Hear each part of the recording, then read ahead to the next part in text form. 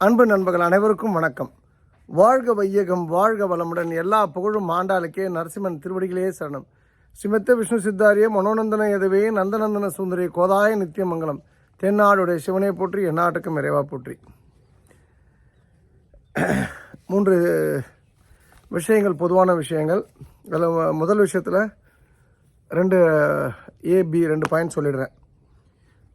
12 மே 2025 பத்துக்காணி காளிமலை கோவிலில் நள்ளிரவு, அதாவது இரவு 12 மணிக்கு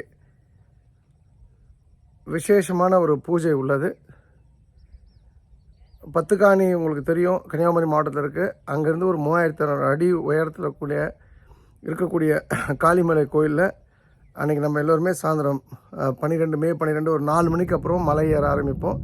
ஜீப் மற்றும் நடந்து. இரவு உணவுலாம் உண்டு. 12 மணிக்கு அந்த பூஜை முடித்து தரையிறங்கி அவரவர் இல்லம் போய் சேருவோம்.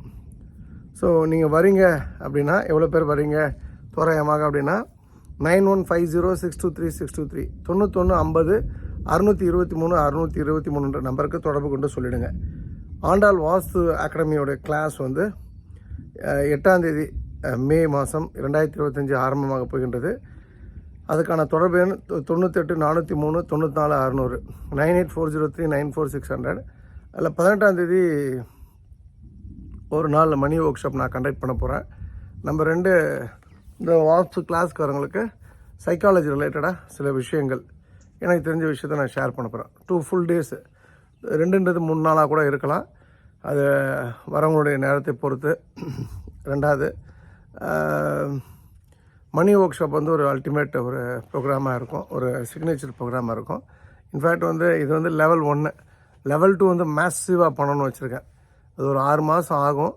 அதுக்குள்ளே நான் முதற்கட்டமாக என்னுடைய பாடியை ஷேப் அப் பண்ணிவிட்டு அதுக்கப்புறம் தான் வந்து அந்த ப்ரோக்ராமுக்கெலாம் நம்ம பண்ணணும்.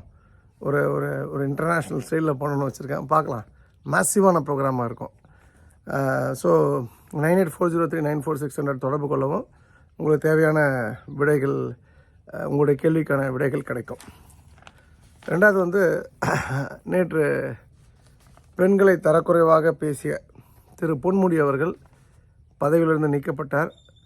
இது திமுகவுக்கும் நல்லது, தமிழ்நாட்டுக்கும் நல்லது, இந்துக்களுக்கு ஒரு நல்ல செய்தியாக நான் பார்க்கின்றேன்.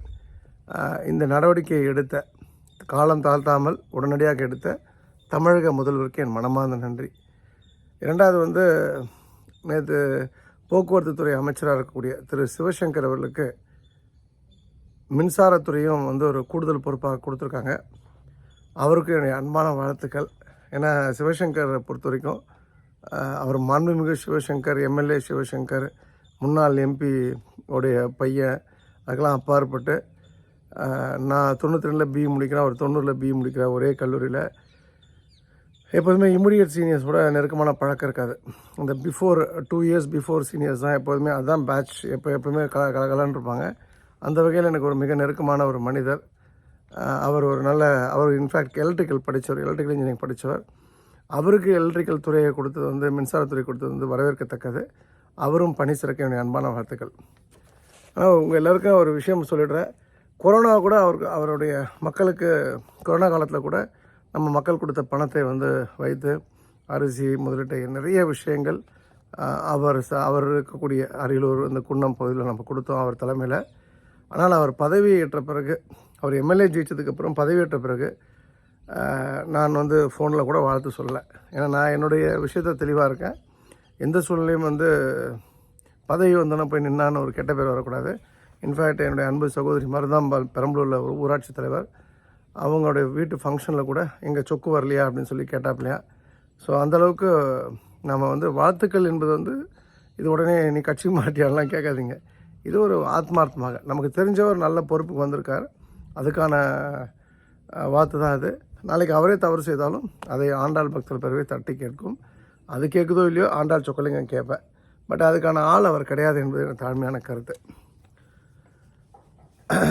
இந்த நிறைவாக ஒரு விஷயம் என்னென்னா, இந்த சொத்து தகராறு அப்படின்னா வளர்ப்பு சரியில்லைன்னு அர்த்தம்.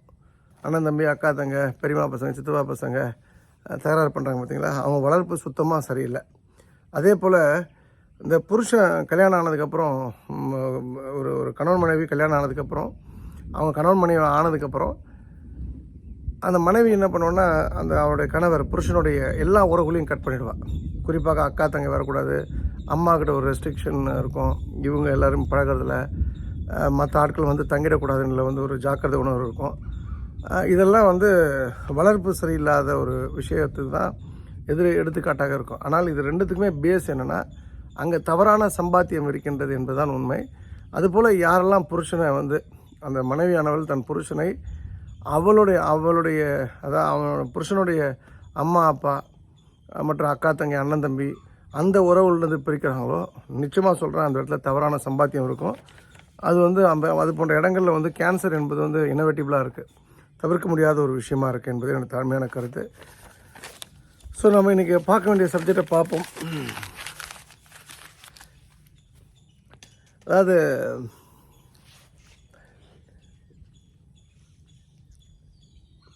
ஒரு கதையை சொல்லிவிட்டு நான் சொல்ல வர விஷயத்தை நான் சொல்கிறேன். இது எனக்கு மூடு இருக்க வரைக்கும் 5 எபிசோடாக 10 எபிசோடாக 20 எபிசோடாக நான் பண்ணலாம். என்னென்னா வந்து இது வந்து சவுதி அரேபியாவில் நடந்த கதை. அந்த கதையில் வந்து ஒரு பெரிய சவுதி மனிதர், அவங்க மனைவி, அவங்களுக்கு 20 வருஷமாக குழந்தை இருக்காது. ரொம்ப சிரமப்பட்டு இறைவன்கிட்ட பிரார்த்தனை செய்து 20 வருஷம் கழிச்சு அவங்களுக்கு குழந்தை பிறந்துடும். ஒரு ஆண் மகன் பிறப்பான். அவர் இத்தனைக்கும் ஒரு 15,000-20,000 பேர் அவருடைய நிறுவனத்தை வேலை பார்ப்பாங்க. பெரிய ஆளாக இருப்பார் சவுதி அரேபியாவில். அவருடைய மனைவியானவள் வந்து அரச குடும்பத்து பெண். அந்த ஊர் அரசருடைய அவங்க சித்தப்பா பெரியப்பா பசங்க அந்த வீட்டிலேருந்து வந்த பெண். ஸோ ரொம்ப பவர்ஃபுல் அண்ட் இன்ஃப்ளூயன்ஷியல் பர்சனு. அந்த ஆண் குழந்தை பிறந்தோன்னா தூக்கி கொண்டாடுவாங்க. ஏன்னா அவ்வளோ பெரிய சொத்தை வந்து பராமரிக்க ஒரு வாரிசு இல்லை, ஆணோ பெண்ணோ இல்லையே அப்படின்ற வருத்தத்தில் இருந்தவங்களுக்கு மிகப்பெரிய மகிழ்ச்சியை கொடுக்கும். அந்த குழந்தை 2 வயது வரைக்கும் ஒரு இலங்கையை சேர்ந்த ஒரு வேலைக்கார பெண்கிட்ட தான் வளரும். அவள் தான் சாப்பாடு கொடுப்பா, அவள் தான் பாட்டு பாடுவா, அவள் தான் வந்து அந்த குழந்தைய கொஞ்சுவா, அந்த குழந்தைய குளிப்பாட்டா, எல்லா வேலைகளும் அவள் தான் செய்வாள். இரவு அந்த குழந்தை அந்த இலங்கை தமிழ் பெண்ணுக்கிட்ட தூங்கினதுக்கப்புறம் அந்த குழந்தையோட அம்மா அப்பா வந்து அவங்க ரூமுக்கு அந்த குழந்தைய கூப்பிட்டு போயிடுவாங்க. இப்படி தான் அழகாக போயிட்டுருக்கு அவங்களுடைய வாழ்க்கை. இந்த இலங்கை பெண்ணை பொறுத்த வரைக்கும் அவளுக்கு 3 குழந்தைகள், கணவர். அவங்க எல்லாம் இலங்கையில் கஷ்டப்படுவாங்க. இவர் சம்பாதிச்சு பணம் அனுப்பணும். கணவருக்கு வேறு உடம்பு சரியில்லை, அவருக்கு வந்து ஒரு தொற்று நோய், அது வந்து பெரிய ஆஸ்பத்திரியில் வச்சு கவனிக்கணும். அதுக்காக இந்த பெண் என்ன பண்ணுவான்னா ஒரு 3 மாதம் போராடி எனக்கு லீவு கொடுங்கன்னு சொல்லி வேறு வழியே இல்லாமல் அவள் வந்து கிளம்பி ஊருக்கு போவாள், இலங்கைக்கு போவாள் சவுதியிலேருந்து. அந்த குழந்தை அவங்க கிளம்பி போகிறாங்கன்னொன்னிலேருந்து வீட்டை விட்டு போயிட்டாங்கன்றது தெரிஞ்ச அந்த நொடியிலேருந்து அழ ஆரம்பித்த குழந்தை அழுகிய நிறுத்தலை. பெற்றோர்கள் வந்து அது எப்படி வந்து நம்ம பார்க்கணுன்றதை வந்து அவங்க சீரியஸாக எடுத்துக்காமல் அதை அழுது தூங்கிடும். அடுத்த நாள் சாப்பாடு பசி வந்தோன்னா சாப்பிட போதை மறந்துடும் அப்படின்னு நினச்சிருப்பாங்க. ஆனால் அடுத்த நாளும் அது வந்து முனைக்கிட்டே இருக்கும். திடீர்னு வந்து மயக்கடிச்சு விழுந்துடும். இவங்களுக்கு ஒன்றுமே புரியாது, பயந்து போயிடுவாங்க. உடனே ஒரு பெரிய அந்த ஊரில் உள்ள ஒரு ஆஸ்பத்திரி கூப்பிட்டு போய் அட்மிட் பண்ணுவாங்க, ட்ரிப்ஸ் ஏற்றுவாங்க. 2-3 நாட்களாக அந்த குழந்தை பேச்சு மூச்சு இல்லாமல் அப்படியே வந்து வித் மெடிக்கல் சப்போர்ட்டோடு இருக்கும். இது வந்து அப்போது இது போல் சூழ்நிலை அந்த டாக்டரை வந்து சொல்லுவார், யூகே டாக்டர் வந்து அந்த மருத்துவமனையுடைய சிறப்பு அதிகாரியாக இருப்பவர். இந்த குழந்தைக்கிட்ட ஏதோ ஒரு பிரச்சனை இருக்குது, இந்த குழந்தை ஏதோ ஒரு விஷயத்தை மிஸ் பண்ணுற மாதிரி ஒரு ஃபீல் இருக்குது, அதனால் கூட இந்த பாதிப்பு ஏற்பட்டிருக்கலாம், இது வந்து ஏதோ மருந்தால் குணப்படுத்தக்கூடிய விஷயம் கிடையாது அப்படின்னு சொல்லும்போது, ஆமாம் டாக்டர், வந்து இந்த குழந்தை வந்து ஒரு வேலைக்காரிக்கிட்ட ரொம்ப பெட்டாக இருக்கும், க்ளோஸாக இருக்கும், அந்த வேலைக்காரி லீவில் போயிட்டா அப்படின்னும்போது, இல்லை அவள் வந்தால் தான் இதில் வந்து மாற்றம் வரும் அப்படின்னு இந்த டாக்டர் சொல்லுவார். அவளை போய் எங்கே போய் கூட்டு வர்றது அப்படின்னு சவுதி அந்த மனிதர் வந்து ஒரு அயற்சியோடு சிந்திச்சுட்டு இருந்தபோது, வேறு வழி இல்லை, நீங்கள் கூட்டு வந்தால் தான் அந்த குழந்தை பிழைக்கும், இல்லைனா வந்து ஒன்று கோமலாக இருக்கும், இல்லைனா வந்து குழந்தை உயிருக்கு உத்தரவாதம் இல்லைன்னு சொல்லிவிடுவார் டாக்டர். அப்போ அந்த சவுதி மனிதருக்கு வந்து திடீர்னு ஒரு ஞானோதயம் வரும். இந்த அம்மாவோட அட்ரஸ் கிடையாது, ஃபோன் நம்பர் கிடையாது. இருந்தாலும் ஒரு முறை அந்த பெண்ணை வேலைக்கு எடுக்கும்போது அவங்க தமிழ், இவர் சவுதி அப்படின்னும்போது அந்த லாங்குவேஜ் கன்ஃபியூஷனில் யாருங்க பக்கத்தில் தமிழ் தெரிஞ்ச ஆள் அப்படின்னும்போது பக்கத்து பில்டிங்கில் தமிழ் தெரிஞ்ச ஒரு ஆர்த்தர் இருப்பார். அவர் தான் வந்து 2 பேருக்கும் புரிய வச்சு அந்த பெண்ணை அவங்க வீட்டுக்கு வேலைக்கு அனுப்பிச்சி விடுவார். அந்த வகையில் அந்த சவுதி மனிதர் வந்து அந்த தமிழை சவுதிக்கு டிரான்ஸ்லேட் பண்ண அந்த மனிதரை போய் பார்ப்பார். அப்போ அவர் சொல்லுவார், எனக்கு உண்மையிலே அந்த அம்மாவை தெரியாது, ஆனால் அன்றைக்கி அன்றைக்கி தான் நீங்கள் சொன்னதை வச்சு தான் நான் வந்து நீங்கள் சொன்னதை அவங்ககிட்ட சொன்னால் அவங்ககிட்ட சொன்னால் அதுதான் அப்படின்னு சொல்லும்போது திடீர்னு அவருக்கு ஒரு ஃப்ளாஷ் வரும். அவர் என்னென்னா வந்து இந்த பெண்ணை பற்றி பேசும்போது அந்த பெண்ணுக்கு தெரிஞ்ச ஒருத்தர் வந்து என்கிட்ட டிரைவராக இருந்திருக்கார், எனக்கு தெரிஞ்ச இடத்துல அந்த டிரைவரை பிடிக்கணும்னு சொல்லி டிரைவரை பிடிப்பார். ஆமாம், டிரைவர் உடனே அவங்கள சொல்லிடுவார், ஆமாம் எங்கள் வீட்டு பக்கம் தான் இருக்காங்கன்னு சொல்லிட்டு. உடனே அந்த டிரைவர் வந்து அவரும் சவுதியில் தான் இருப்பார், அவங்க மனைவி இலங்கையில் இருப்பாங்க. இலங்கைக்கு ஃபோன் பண்ணுவாங்க. ஒரு 40 நிமிஷத்தில் ஃபோன் பண்ணி அந்த அம்மாவை கண்டுபிடிச்சிருவாங்க. அப்போ அந்த அம்மா வந்து இது மாதிரி கேட்டோன்னே அவங்க வந்து நீங்கள் சொல்கிறதுலாம் உண்மை தான், ஆனால் நான் வந்து என் கணவருக்கு உடம்பு சரியில்லை, சுத்தமாக ஒரு படுக்கையாக இருக்கார், 3 பிள்ளைங்களும் சாப்பாடு கஷ்டப்படுறாங்க, அவள் அழுவா, நான் வந்து பார்க்கணும் அந்த குழந்தைய, ஆனால் என் சூழ்நிலை எப்படி இருக்குன்ட்டு. அப்போ அந்த சவுதி மனிதர் சொல்லுவார், என் சொத்தையே உனக்கு கொடுக்குறேன், நீ தயவுசெய்து வந்து என் பிள்ளையை காப்பாற்று அப்படின்னும்போது, நீங்கள் சொத்து கொடுக்குறது விஷயம் இல்லை ஐயா, பட் என்னோடய சூழ்நிலையை பாருங்கள் அப்படின்னும்போது, உனக்கு என்னெல்லாம் பிரச்சனைன்னு கேட்பார். என் கணவர் காப்பாற்றப்படணும், என் பிள்ளைங்களுக்கு ஸ்கூலுக்கு அனுப்புறது கூட ஃபீஸ் நான் பே பண்ண முடியல, அதுக்கான படிப்பு தான் எனக்கு, வேறு ஒன்றும் எனக்கு தனிப்பட்ட முறையில் பங்களா வேணும், கார் ஒன்றும் நான் கேட்க போகிறதில்ல, அது உங்கள் பிள்ளை வந்து நான் வளர்த்த பிள்ளை, அந்த பிள்ளைக்கு பிள்ளை உயிருக்கு போராடும்போது தான் நான் பணத்தை பற்றி பேச போனால் அந்த பொண்ணை சொல்லி அவள் அழுவா. சரி, அப்போ நீங்கள் ஒன்று பண்ணுங்கள், எல்லாருமே நீங்கள் சவுதிக்கு வந்துடுங்க. சவுதி விசா கிடைக்கிறது ரொம்ப சிரமம். ஆனால் அதில் ஒரு சிரமம் பார்த்திங்கன்னா வந்து அந்த பெண்மணிய கணவருக்கும் அவங்க பிள்ளைகளுக்கெல்லாம் பாஸ்போர்ட் இருக்காது. பாஸ்போர்ட் இல்லாமல் சவுதி விசா என்பது வந்து குதிரை கொம்பு. ஆனால் வந்து அந்த தமிழ் டிரான்ஸ்லேட் பண்ணுவார் இல்லையா சவுதி மனிதருக்கு, அவர் இதை சொன்ன உடனே, இங்கே பாருங்கள், என் பொண்டாட்டி வந்து என் மனைவி சவுதி ராஜ குடும்பத்தை சேர்ந்தவள், அதனால் நீங்கள் அதை பற்றிலாம் கவலைப்படாதீங்கன்னு சொல்லி 2 நாளில் எல்லா விஷயங்களையும் ரெடி பண்ணி 2 நாளில் அவங்க மொத்த குடும்பத்தையும் கூப்பிட்டு வந்துடுவாங்க. தமாம் ஏர்போர்ட்டில் இறங்குவான். ஏர்போர்ட்லேருந்து அந்த பெண்ணை வந்து நேரடியாக ஹாஸ்பிட்டல் கூப்பிட்டு போவாங்க. அவள் பார்த்து ஓன்னு அழுவா, அந்த குழந்தைய பார்த்து. அந்த சூட்டு உள்ளே போகும்போது எப்படி வந்து கத்திரிக்காய் நறுக்கி போட்ட மாதிரி இருக்க குழந்தை அப்படின்னு சொல்லிட்டு. அப்புறம் இவளை தேத்துறதுக்கு எல்லாம் பயந்து இவளை தேர்த்தி அப்புறம் எல்லாம் வந்து ஆசுவாசப்படுத்தி அந்த பிள்ளைகிட்ட கூப்பிட்டு போவாங்க. அப்போ வந்து அவகிட்ட அந்த குழந்தை காதுகிட்ட போய் ஆதில் ஆதில் ஆதில் அப்படின்னு சொல்லிட்டு அவனை எப்படி செல்லமாக அந்த பேரை சொல்லி கூப்பிட்டு, ராஜா ராஜா என்னப்பா நான் வந்துட்டேன்ப்பான்னு சொல்லவுன்னே சினிமா மாதிரி அந்த குழந்தையோட கால் விரல் வந்து அசையும். நம்ம கடவுள் கதைகள் படம் மாதிரி இருக்குல்ல. அதுக்கப்புறம் அது ஒரு 20 நிமிஷம் அந்த டாக்டர் சொல்லுவார், நீ பண்ணு எப்படியே பேசணுன்னு. 20 நிமிஷம் கழித்து பேச அந்த குழந்தைக்கு திடீர்னு கண்ணு முழிச்சு, அது எங்கேருந்து தான் அந்த சக்தி கிடச்சதுன்னு தெரியாது. அந்த தன்னை வளர்த்த அம்மாவை பார்த்தோன்னே அந்த குழந்தை சடார்னு எழுந்துச்சு அந்த அம்மாவை வந்து போட்டு கட்டி பிடிச்சி முதுகில் அடின்னு அடிக்கும், முகம் ஃபுல்லாக முத்தம் கொடுக்கும், காது கழுத்து முதுகு, அப்படியே அந்த மாதிரி ஒரு பாசத்தை அந்த குழந்தை அந்த அம்மா மேலே கொட்டும். இந்த அம்மாவும் அதே போல் கொட்டுவாங்க. அப்புறம் அந்த ஒட்டுமொத்த ஹாஸ்பிட்டலுமே வந்து கைத்தட்டலால் ஒரு பெரிய அதிர்வே உண்டாக்கிடுச்சு. அன்ற அளவுக்கு மகிழ்ச்சி அந்த இடத்துல ததுமி நின்றுது. அப்புறம் அதுக்கப்புறம் வந்து அந்த குழந்தை தப்பிச்சிரும். இந்த பெண்ணுடைய கணவருக்கு அதே ஹாஸ்பிட்டலில் ட்ரீட்மெண்ட், அப்புறம் அந்த குழந்தைகளுக்கு நல்ல படிப்பு, இது போன்ற விஷயங்கள்லாம் நடந்து, இது உண்மை கதை, இது நடந்து முடிந்தாங்க அந்த கதை முடிஞ்சிடும்.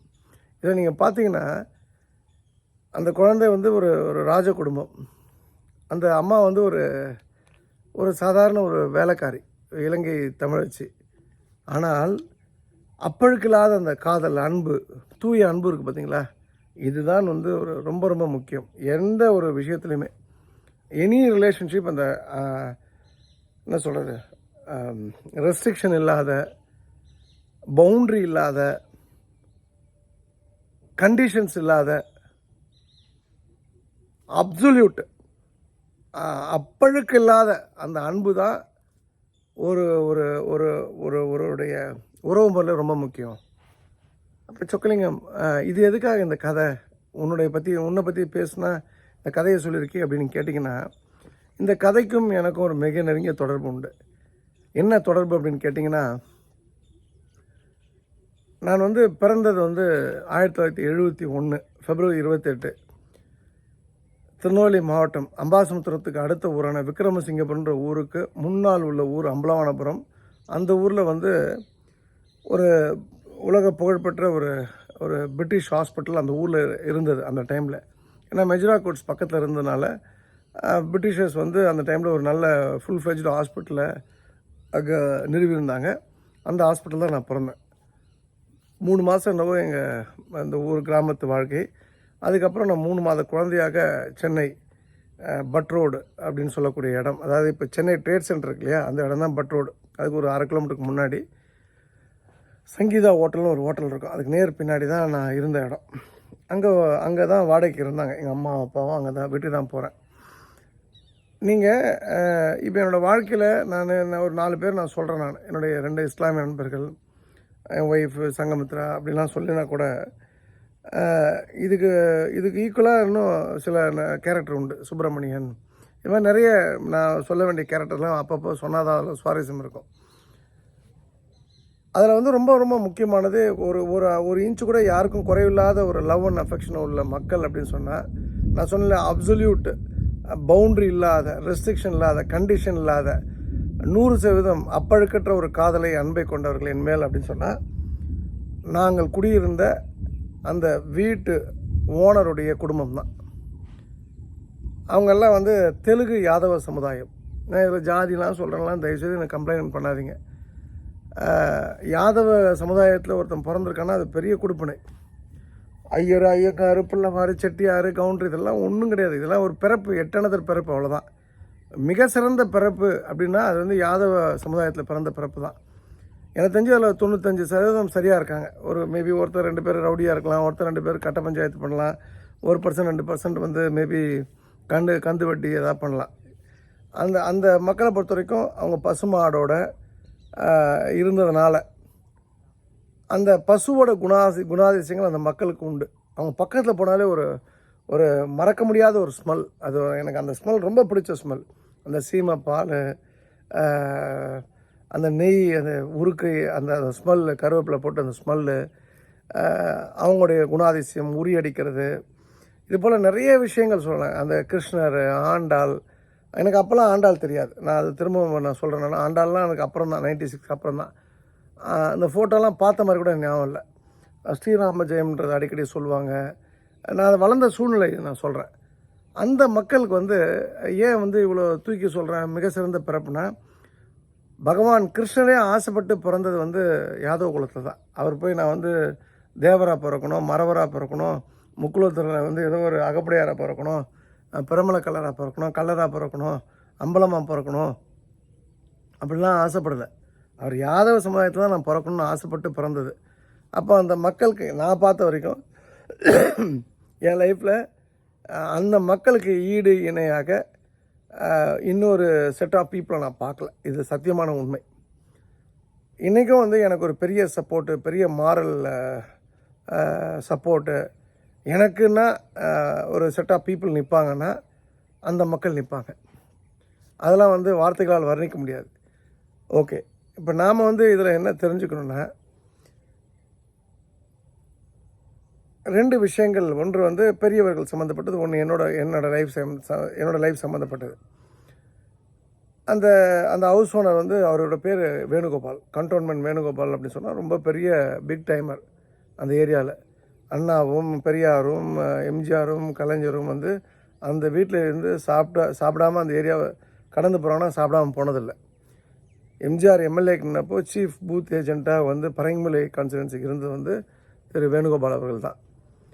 அவர் 2 விஷயங்கள். எங்கள் அப்பா நிராயுத பாணியாக 1950களில் சென்னைக்கு வந்தபோது யாருடைய பழக்கமும் இல்லாமல் ஒரு சாதாரண ஒரு தொழிலாளியாக, ஒரு கூலி தொழிலாளியாக ஒரு கம்பெனியில் பணிபுரிந்த போது எங்கள் அப்பாவோட நட்பு ஏற்பட்ட பிறகு தன்னோட வீட்டில் வந்து நீ என் வீட்டில் இரு, இத்தனைக்கும் அவங்க வீட்டில் 2 வயது பெண்கள் இருக்காங்க, கூட்டம் அதிகம் இருந்தாலும் நீ என் வீட்டில் இரு அப்படின்னு சொல்லி எங்கள் அப்பாவுக்கு இடம் கொடுத்து உணவு கொடுத்து சொந்த தம்பியாக வைத்திருந்தவர் கண்டோன்மெண்ட் வேணுகோபால். முதல் விஷயம். அப்போ வந்து அந்த உதவி என்பது வந்து கடவுளால் செய்யப்பட்ட உதவியாக நான் கருதுகின்றேன்.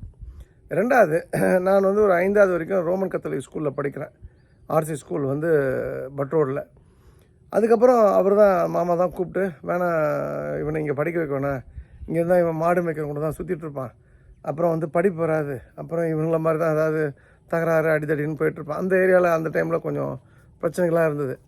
நம்ம பிள்ளை கிடக்கூடாது, நீ அடையாருக்கு போயிட்டு நீ ஒரு அந்த டைமில் ஒரு அலாட்மெண்ட் கிடச்சிது, எம்ஐஜி வீடு, நீ அங்கே போய்டு, இவனை அங்கே கொண்டு போய் அங்கே இருக்க வச்சு சாந்தோம் ஸ்கூலில், நம்ம பெஸ்ட்டு ஸ்கூல் அந்த டைமில் சாந்தோம் ஸ்கூல், ஒரு ஒரு ஒரு ஒரு பெரிய ப்ரொஃபஸர் ஒருத்தர்கிட்ட சொல்லி, குருநானக் காலேஜில் பீட்டர்னு சொல்லிட்டு அவர்கிட்ட சொல்லி எனக்கு சீட்டு வாங்கி கொடுத்து என்னை மைக்ரேட் பண்ண வச்சு, என்னை வந்து எங்களை பெயரையும் வச்சாங்க. இடம்பெயர காரணமாக இருந்தவர் தான் கண்டோன்மெண்ட் வேணுகோபால்.